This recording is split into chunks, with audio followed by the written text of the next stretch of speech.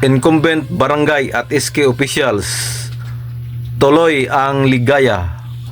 Pinirmahan na po ng Pangulo ang batas na nagpapaliban sa barangay at SK election sa December 1, 2025 at magaganap ang eleksyon ngayon ng November 2, 2026.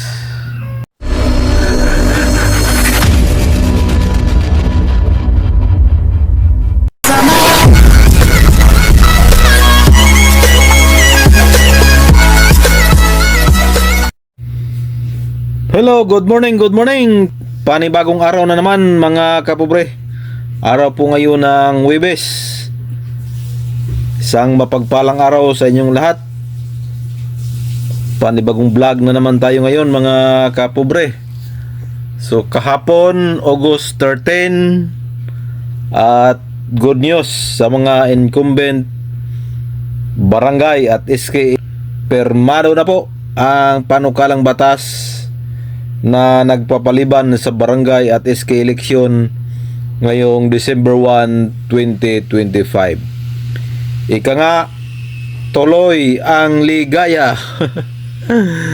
So mga kapobre, kahit hindi pinirmahan ng Pangulo kahapon yan, ngayon ay August 14, magiging batas din yan.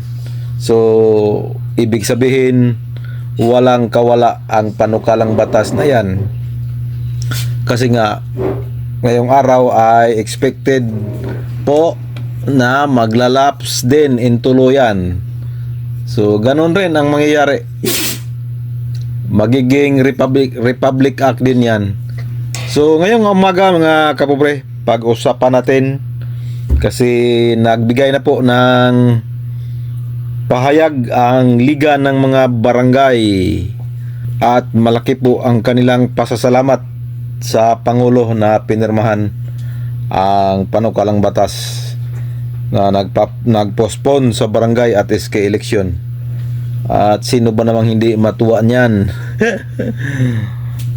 Matuwa talaga ang mga incumbent barangay at SK officials dahil nga sa 2026 pa ang barangay at SK election. So sa bagay, okay lang naman yun mapospon. Kasi nga 2 taon lang sila. So ginawa lang ng palasyo ng Pangulo na magiging patas ang kanilang termino. Ginawa nilang 3 years. So bigay na natin yan. Pagbigyan na natin yan, 1 taon lang naman para gaya ng mga sinasabi ko sa mga vlog ko, pagbigyan na natin para mabigyan na po talaga ng fix at legit na schedule ang ating mga barangay, ang ating barangay at SK election. So pirmado na yan. So magiging 4 years na ang termino. So ang eleksyon November 2, 2026. Susunod na eleksyon 2030. So sunod 2034. So yun lang, may ano na tayo, may mabibilang na tayong mga taon sa eleksyon. Wala na po yung agam-agam natin na mapospon pa kasi nga fix na po ang termino. Ito po ang kaibahan po sa panukalang batas na to noong 2022 na dineclare na unconstitutional, kasi ito po ngayon ay pagpe-fix na ng termino.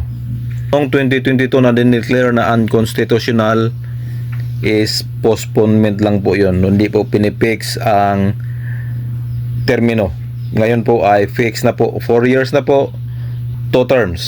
So 8 taon ang panunungkulan.